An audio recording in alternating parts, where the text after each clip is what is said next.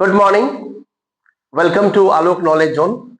आज हम इतिहास के साथ साथ आर्ट्स के एक और सब्जेक्ट ज्योग्राफी माध्यमिक व क्लास 9 इन दोनों क्लास में एक महत्वपूर्ण क्वेश्चन पूछे जाते हैं। भौगोलिक परिस्थितियां, चाहे धान हो, चाहे गेहूं हो, चाहे चाय हो, जूट हो, गन्ना हो, कहवा हो, किसी भी क्वेश्चन और इसका तरीका का जो प्रोसेस होता है वो लगभग एक जैसा होता है। बस उनकी भौगोलिक परिस्थितियां, तापमान, वर्षा, मिट्टी, इन सब पर फोकस करना होता है। जैसे सपोज मान लेते हैं, अभी हम बात कर रहे हैं धान का।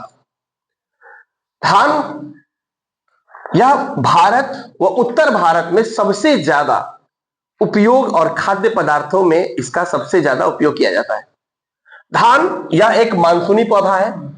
मानसूनी पौधा है, इसको मानसून में रोपा जाता है। पश्चिम बंगाल में लगभग मानसून का जो समय होता है वो लगभग आपका 15 मई से लेकर के 20 सितंबर तक, ये जो समय होता है ये मानसून का समय होता है। इसी समय जो है धान की रोपनी किया जाता है, क्योंकि ये पानी का प्रिय होता है, पानी प्रेमी होता है धान। अब ये धान के उत्पादन के लिए क्या क्या मूल चाहिए? पहला तापक्रम, दूसरा वर्षा, तीसरा मिट्टी, चौथा कुशल श्रमिक,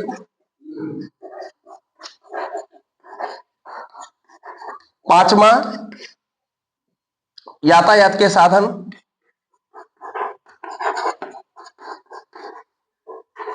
छठा पूंजी की व्यवस्था,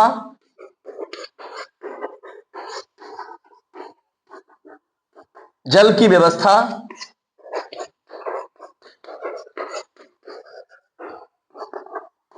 व उत्पादन क्षेत्र।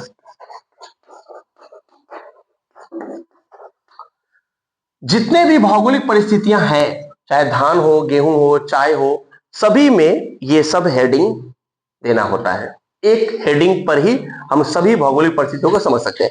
बस ध्यान देना होता है कि धान पूछ रहा है या गेहूं पूछ रहा है। अगर धान पूछेगा तो धान के लिए तापमान कुछ अलग होता है, जैसे 25 डिग्री सी से 35 डिग्री सी, यह धान के लिए उपयुक्त तापमान है।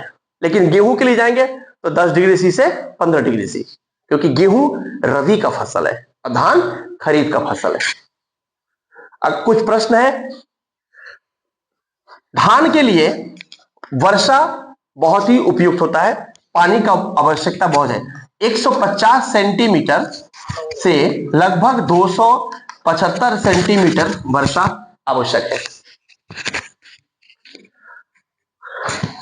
मिट्टी, धान के लिए जलोढ़ मिट्टी, दोमट मिट्टी, चिकनी मिट्टी, ये जो मिट्टी है ये बहुत ही उपयुक्त होता है, क्योंकि धान जल का प्रेमी होता है।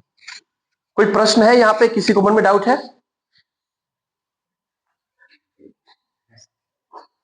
कुशल श्रमिक, धान की पैदावार के लिए रोपने से लेकर के काटने से लेकर के उसकी देख रेख सब चीज के लिए कुशल और परिपक्व श्रमिक की आवश्यकता होती है। यातायात के साधन, ट्रांसपोर्टेशन बहुत इंपॉर्टेंट होता है। धान के फसल को रोपने, काटने व इसको खेतों से लेके जाने, हर तरह के रिसोर्सेस के लिए जो होता है यातायात का होना बहुत जरूरी है। अब बिना पूंजी की तो हम धान या किसी भी प्रकार के भौगोलिक परिस्थिति, चाहे धान हो चाहे किसी भी प्रकार के खाद्य पदार्थों, पेय पदार्थों, रेशेदार पदार्थों, हम किसी को नहीं रोक सकते हैं। और सातवां आता है जल की व्यवस्था। जल की व्यवस्था बहुत ही महत्वपूर्ण है। अगर प्रकृति रूप से अगर वर्षा अगर 150 सेंटीमीटर से कम, सपोज मान लेते हैं किसी वर्ष वर्षा 50 से 100 सेंटीमीटर हो गया, उस समय धान की पैदावार में दिक्कतें आती हैं। तब सिंचाई के द्वारा खेतों में पानी को पहुंचाया जाता है, जिसका स्रोत है कुआं है, तालाब है, नहर है व नलकूप है। लास्ट में आता है उत्पादन क्षेत्र। उत्पादन क्षेत्र, धान का उत्पादन पूरे भारत में सबसे ज्यादा पश्चिम बंगाल के वर्धमान, उत्तर प्रदेश, बिहार, पंजाब, तमिलनाडु, ऐसे कई सारे क्षेत्र हैं जहां पे धान की पैदावार होती है। पढ़ के गए धान, सपोज आ गया गेहूं, सब कुछ वही होगा।